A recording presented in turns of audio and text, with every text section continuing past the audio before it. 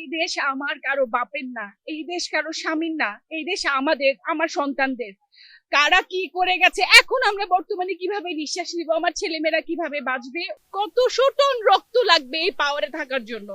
এই রক্ত আর দেওয়া যাবে না, এই রক্ত আর দেওয়া যাবে না।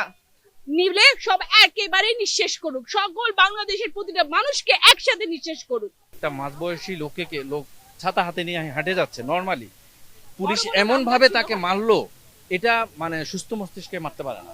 লোকটা রাস্তায় পড়ে আছে, পরে দুইজন এসে তাকে উঠিয়ে নিয়ে গেছে। তো পুলিশ কাকে সেভ করতেছে?